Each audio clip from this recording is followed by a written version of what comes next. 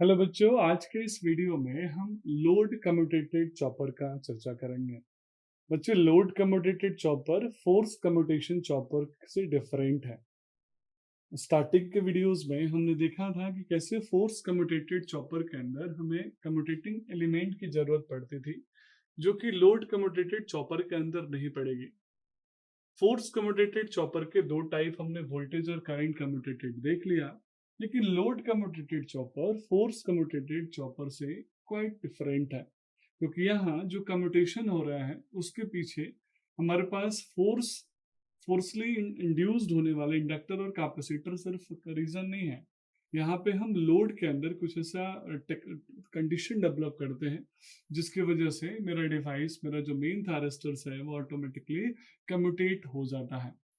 तो बच्चों, जो लोड कम्यूटेटेड चॉपर है ये प्रिंसिपल ऑफ लोड कम्यूटेशन पे काम करता है, और आई होप आपने यूनिट 1 में थायरिस्टर्स के कम्यूटेशन टेक्निक में लोड कम्यूटेशन को डिटेल में पढ़ा होगा। वहां आपने देखा होगा कि कैसे हम लोड कम्यूटेशन को यूज करके हम अपने थायरिस्टर को टर्न ऑफ कर रहे हैं। यहाँ चॉपर में वही थायरिस्टर यूज हो रहा है जिस स्विच, इसीलिए इस चॉपर को ऑफ करने के लिए अपने मेन थायरिस्टर को ऑफ करना जरूरी है। और यहाँ ऑफ करने के लिए हम जो लोड सर्किट पैरामीटर्स के नेचर को इस तरीके से एडजस्ट कर रहे हैं कि मेरा डिवाइस ऑटोमेटिकली कम्यूटेट हो जाए, टर्न ऑफ हो जाए। हमें इसके लिए एक्सटर्नल फोर्स्ड कम्यूटेटिंग एलिमेंट की जरूरत नहीं पड़े। बच्चों, लोड कम्यूटेशन में नॉर्मली हम लोड करंट को जीरो कर देते हैं, और लोड करंट को जीरो करने के बाद एक ऐसा हेल्दी कंडीशन डेवलप हो जाता है हमारे मेन थायरिस्टर के अक्रॉस, जिसकी वजह से वो टर्न ऑफ हो जाता है। ये लोड कम्यूटेटेड चॉपर, ये लोड कम्यूटेशन टेक्निक एक क्वाइट इफेक्टिव टेक्निक है, क्योंकि इस टेक्निक में अगर देखा जाए ओवरऑल हम जो सर्किट अरेंजमेंट है पैरामीटर्स का, या फिर जो नंबर ऑफ एलिमेंट्स है, वो डिफरेंट रखते हैं। लेकिन जब हम सर्किट अरेंजमेंट की बात करेंगे बच्चों, तो जैसा कि आप डायग्राम में देख पा रहे होंगे कि वोल्टेज और करंट कम्यूटेटेड चॉपर में जहां हम दो थायरिस्टर्स को यूज करते थे, जहां एक मेन थायरिस्टर होता था, दूसरा ऑक्सिलरी थायरिस्टर होता था, यहाँ पे चार थायरिस्टर का कॉम्बिनेशन हमने यूज किया है। चारों थायरिस्टर कौन कौन से हैं? T1, T2, T3 and T4। अब इसकी जो ऑपरेटिंग कंडीशंस होंगी वो कुछ इस तरीके से होंगे कि एक बार में दो ही थायरिस्टर काम करेंगे। जैसे मैं बोल सकता हूँ कि एक बार में T1 T4 काम कर रहे हैं, यानी पेयर ऑफ थायरिस्टर काम कर रहे हैं, और दूसरी बार में another pair of thyristor T2 and T3 काम कर रहे हैं। अदर एलिमेंट्स में हमने यहाँ पे कैपेसिटर यूज किया है। कैपेसिटर को हमें चार्ज करना ही पड़ेगा, एज ए कम्यूटेटिंग कैपेसिटर हम इसको बोल सकते हैं। साथ में हमने अपने लोड के पैरेलल में क्या लगा दिया? एफडी। एफडी मतलब फ्री व्हीलिंग डायोड। सर्किट के अंदर सप्लाई कितनी है बच्चों? VDC. VDC plus minus connected है, यानी इनपुट वोल्टेज वीडीसी है। वी मतलब वोल्टेज, डीसी मतलब डीसी वोल्टेज, क्योंकि चॉपर के अंदर इनपुट डीसी को आउटपुट डीसी में ही कन्वर्ट करते हैं बाई स्टेपिंग अप और stepping down the voltage level को बढ़ाते और घटाते हैं। कैपेसिटर के अंदर जो करंट फ्लो होगा बच्चों, वो आईसी होगा, और कैपेसिटर की जो कैपेसिटेंस है वो हमने सी ले लिया। प्लस हमारे फ्री व्हीलिंग डायोड के अंदर जो करंट कंडक्ट होगा वो करंट हमने आईएफडी ले लिया। नोमेनक्लेचर लगभग में वही सिमिलर कुछ वैसा ही है जैसा वोल्टेज कम्यूटेटेड और करंट कम्यूटेटेड चॉपर के अंदर हमने देखा था। लोड वोल्टेज हमें मिलेगा वी नॉट। लोड आप अपने अकॉर्डिंग जूम कर सकते हैं।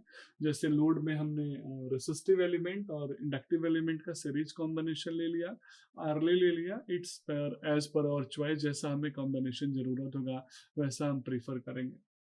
अब इन चार थारिस्टर्स का जो पेयर है बच्चों, इनमें कुछ इस तरीके का कॉम्बिनेशन हम डेवलप करते हैं कि एक बार में एक ही पेयर ऑफ थारिस्टर ऑपरेट हो और दूसरा जो पेयर ऑफ थारिस्टर हो वो ऑपरेट नहीं हो। एज फॉर एग्जांपल, मान लीजिए कि मैं T1 T4 को जब ऑपरेट करूंगा तो T2 और T3 जो है उस कंडीशन में ऑपरेट नहीं होंगे। ये आपको यहाँ समझना होगा।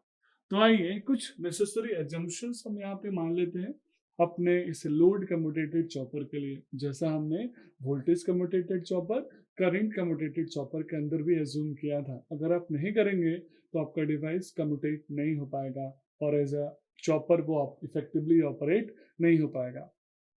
जो पहला एजम्पशन है वो ये है, लोड करंट बहुत ज्यादा फ्लक्चुएट नहीं होना चाहिए।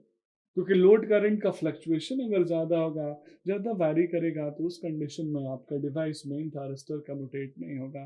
तो लोड करंट कांस्टेंट रहे, ये ज़्यादा बेटर है। प्लस दूसरा जो इम्पोर्टेंट कैरेक्टरिस्टिक्स है वो है कि आपके जो भी कम्यूटेटिंग स्विचेस आप यूज़ कर रहे हैं, जो भी आप थायरिस्टर और डायोड यूज़ कर रहे हैं, आपने सर्किट में देखा 4 थायरिस्टर हमने लिया, इनका जो कैरेक्टरिस्टिक्स होना चाहिए वो आइडियल स्विच की तरह होना चाहिए। यानी मैं T इक्वल टू 0 पे अगर मैं टर्न ऑन करूँ तो वो टर्न ऑन हो जाए, कोई डिले नहीं आए, प्लस उसके अंदर टर्न ऑन और कंडक्शन के टाइम में लॉसेस नेग्लिजिबल हो, हमें उसको कंसिडर नहीं करना पड़े। तो आइए अब हम अपने इस कॉम्बिनेशन सर्किट को, लोड कम्यूटेशन सर्किट को टर्न ऑन करते हैं और एक एक करके इसके ऑपरेशंस को हम डिटेल में समझते हैं। तो सबसे पहले इस डायग्राम को आप ध्यान से देखिए। डायग्राम को देखते समय आपको एक चीज समझ में आएगा, जो आपको एज्यूम भी करना होगा कि मेरा कैपेसिटर पहले से ही चार्ज है। कैपेसिटर को चार्ज करने के लिए आपको पता है हमें क्या करना पड़ता है, तो हम ऐसा मान के चल रहे हैं कि कैपेसिटर मेरा पहले से चार्ज है। तो स्टार्टिंग में दो थायरिस्टर्स को, एक पेयर ऑफ थायरिस्टर्स को मैंने ट्रिगर किया। ट्रिगर कैसे करेंगे बच्चों? गेट पल्सेस देके हम उसको ट्रिगर कर लेंगे और ऐसा मान के चलेंगे as ideal switch T equal to 0 पे वो दोनों के दोनों थायरिस्टर ट्रिगर हो गए। तो पहले केस में मैं दो थायरिस्टर T1 और T4 को ट्रिगर कर रहा हूँ और T3 और T2 अभी भी रिवर्स बायस है, यानी मैंने उसको टर्न ऑन नहीं किया, ट्रिगरिंग नहीं किया। बच्चों at instant T equal to 0 पे मैंने T1 T4 को टर्न ऑन तो कर लिया, लेकिन यहाँ समझना जरूरी है कि जो सोर्स से लोड की तरफ करंट आ रहा है उसका फ्लो कैसा होगा। तो सोर्स से लोड की तरफ जो करंट आ रहा है उसका फ्लो बड़ा सिंपल होगा, और वो फ्लो होगा आपके सप्लाई वोल्टेज VDC, फिर आपका मेन जो थायरिस्टर, जो पेयर ऑफ थायरिस्टर्स थे T1, T1 से फिर कैपेसिटिव एलिमेंट, जहां कैपेसिटर बच्चे अपने आप को क्या कर रहा है, चार्ज भी कर रहा है। तो कैपेसिटर जिसकी कैपेसिटेंस C है, वापस फिर से अगला थायरिस्टर T4, और T4 से ये वापस चला जाएगा अपने लोड के तरफ और फिर एक क्लोज पाथ बना लेगा। अब मैं आपसे पूछूंगा कि क्या यहाँ फ्रीव्हीलिंग डायोड टर्न ऑन नहीं होगा जब सर्किट ऑपरेट होने लगा, जब 0 से T1 के रीजन के बीच में, जब T मैंने मान लिया 0 से लेके T1, तो क्या मेरा फ्रीव्हीलिंग डायोड ऑन नहीं होगा? तो नहीं बच्चों, अभी भी फ्रीव्हीलिंग डायोड का अक्रॉस जो पोटेंशियल है वो नेगेटिव है। प्लस माइनस आप पोलैरिटी देख कर समझ सकते हैं, कैथोड को प्लस मिल रहा है, एनोड को नेगेटिव माइनस मिल रहा है, रिवर्स बायस, इसीलिए अभी फ्रीव्हीलिंग डायोड का कोई भी रोल नहीं है। अब बच्चों हम वोल्टेज को समझ लेते हैं। इसी सर्किट डायग्राम को आप देख के वोल्टेज को भी एनालाइज कर सकते हैं कि जो कैपेसिटर चार्ज हुआ था बच्चों, वो किस वोल्टेज से चार्ज हुआ होगा। तो स्वाभाविक है वो इनपुट वोल्टेज से ही चार्ज हो रहा है, तो कैपेसिटर की जो वोल्टेज होगी वो भी VDC होगी। तो आइए अब हम V0 को कैलकुलेट कर लेते हैं। V0 कौन कौन सा वोल्टेज है बच्चों? तो VDC, आपके थारिस्टर, फिर आपके डायो, आपके कैपेसिटर के अक्रॉस का वोल्टेज। तो मैंने लिख दिया V0, हम किरचॉफ वोल्टेज लॉ लगाएंगे यहाँ पे, तो V0 इक्वल टू हो जाएगा sum of supply voltage VDC plus sum of voltage across the capacitor. अब वोल्टेज अक्रॉस द कैपेसिटर भी क्या है बच्चों? वो भी VC है, और आपका जो सप्लाई वोल्टेज है वो दोनों एक दूसरे के बराबर है, तो VDC VC के बराबर है। तो मैं चाहूँ तो यहाँ लिख सकता हूँ कि output voltage V0 equal to twice of VDC, या फिर output voltage V0 equal to twice of VC। अब यहाँ आप देखिएगा ध्यान से, सर्किट में मान लीजिए जब कैपेसिटर की पोलैरिटी चेंज हो गई, यानी इसका क्रॉस नेगेटिव वोल्टेज अपीयर होने लगा, प्लस माइनस की जगह पे माइनस प्लस, या माइनस प्लस की जगह पे प्लस माइनस अपीयर होने लगा, तो क्या होगा बच्चों? आउटपुट वोल्टेज, उस कंडीशन में आउटपुट वोल्टेज इन दोनों का सम नहीं बल्कि डिफरेंस होगा। और चूंकि दोनों की वैल्यू बराबर है, तो दोनों सेम क्वांटिटी का अगर मैग्नीट्यूड का डिफरेंस क्रिएट करेंगे तो वो तो जीरो ही आएगा।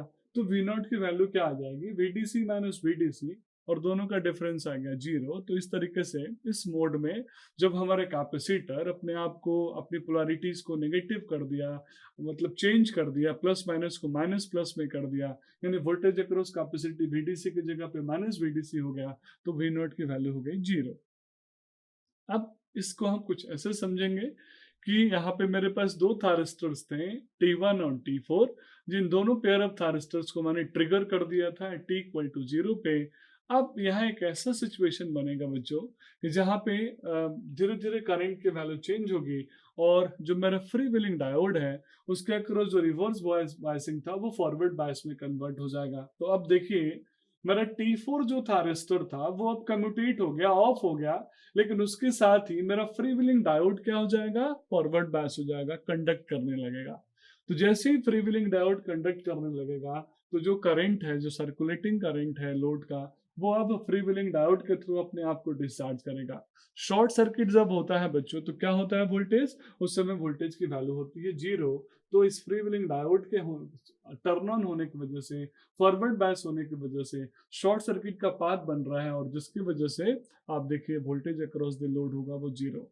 अब यहाँ दो और इंपॉर्टेंट चीज मैं आपको बताने वाला हूँ। सबसे पहले कि मेरे पास दो थारिस्टर जो कि ऑफ थे, कौन कौन से थे वो बच्चों, T2 और T3। तो T2 T3 ऑफ थे, रिवर्स बायस में मान के चल रहे थे, तो जो सप्लाई वोल्टेज होगा वो उसका क्रॉस अपीयर होगा, जो हम वेवफॉर्म में समझेंगे। प्लस T1 T4 को जो मैंने ऑन किया था, यहाँ T4 जैसे ही टर्न ऑफ हुआ, कम्यूटेट हुआ, उस कंडीशन में रिवर्स बायस की फेनोमेनन का कंसेप्ट में ले लूंगा, तो वोल्टेज अक्रॉस जो T4 होगा वो कितना होगा, VDC। अब प्लस VDC के माइनस VDC, तो स्वाभाविक है it will be minus VDC। तो मैं लिख सकता हूँ वोल्टेज अक्रॉस जो T4 होगा वो माइनस VDC होगा। अब बच्चों हम बात करते हैं फ्री व्हीलिंग डायोड को, यानी T=T1 पे मेरा कैपेसिटर स्लाइटली ओवर चार्ज हो गया। उसके ओवर चार्ज होने की वजह से मेरा free wheeling diode turn on हो गया। उसके टर्न ऑन होने की वजह से जो सर्कुलेटिंग करंट है वो अब लोड से फ्री व्हीलिंग डायोड के थ्रू फ्लो हो रहा है। अब सप्लाई का और लोड का आपस में कोई इंट्रैक्शन नहीं है, और यहाँ T4 के साथ साथ अब T1 भी टर्न ऑफ हो जाएगा, कम्यूटेट हो जाएगा। अब जैसे ही T1 कम्यूटेट होगा बच्चों, उसी टाइम पे मैं अगला pair of thyristor turn on कर दूंगा। अब अगले पेयर ऑफ थारिस्टर कौन है बच्चों, T2 और T3। तो देखिए T4 पहले ऑफ हुआ, फिर T1 ऑफ हुआ, क्योंकि free wheeling diode circulating current अपने थ्रू फ्लो कराने लगा था। अब T1 T4 के ऑफ होते ही मैं T2 T3 को टर्न ऑन कर दूंगा, ट्रिगर कर दूंगा, और उसके ट्रिगर करते ही फिर से रिवर्स बायस हो जाएगा फ्री व्हीलिंग डायोड का क्रॉस, और वो रिवर्स बायस की वजह से यहाँ डायग्राम में आप देख रहे होंगे free wheeling diode open circuit की तरह दिख रहा नहीं दिख रहा है। तो बच्चों अब जो कंडक्शन होगा, जो करंट फ्लो होगा, वो किसके थ्रू फ्लो होगा, VDC। VDC से कहाँ जाएगा बच्चों, T3। T3 से कहाँ जाएगा, कैपेसिटर। तो कैपेसिटर फिर से चार्ज होने लगा। फिर कैपेसिटर से कहाँ जाएगा बच्चों, अब देखिए T2, और T2 से कहाँ जाएगा, अपने लोड की तरफ। तो इस तरीके से VDC से T3, T3 से कैपेसिटर, कैपेसिटर से T2, और T2 से वापस लोड, और एक तरह से सर्कुलेटिंग करंट, यानी आपका जो लोड करंट है I0 वो सर्कुलेट होगा। ये इंस्टेंट में मान लेता हूँ, ये T=T2 से T3 के रीजन के बीच में हो रहा है। तो बच्चों यहाँ हम क्या देख रहे हैं कि कैपेसिटर सबसे पहले मैंने चार्ज किया, फिर उसके बाद कैपेसिटर डिस्चार्ज हुआ, फिर उसके बाद कैपेसिटर चार्ज हुआ। उसके ओवर चार्जिंग की वजह से फ्री व्हीलिंग डायोड फिर से एक्ट करने लगा था। T1 T4 कम्यूटेट हो गए थे, T2 T3 को मैंने फिर से ऑन कर दिया। अब मुझे T2 T3 को भी कम्यूटेट करना है।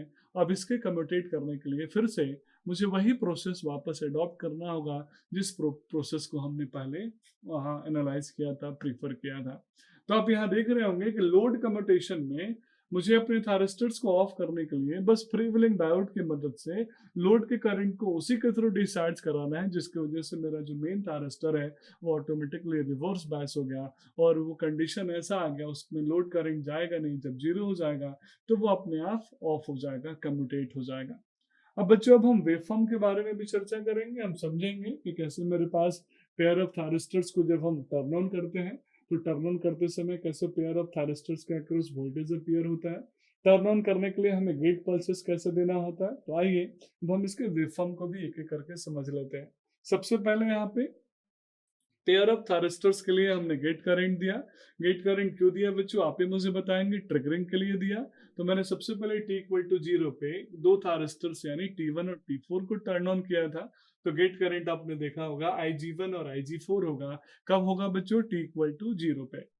फिर अगला जो पेयर ऑफ थारिस्टर था वो T=T2। अगर T2 पे मैंने ट्रिगर किया था अपने अगले पेयर ऑफ थारिस्टर्स को, T2 और T3 को, तो अगला जो गेट करंट होगा सेकेंड वेवफॉर्म में देख रहे होंगे T=T2 या T3 पे है।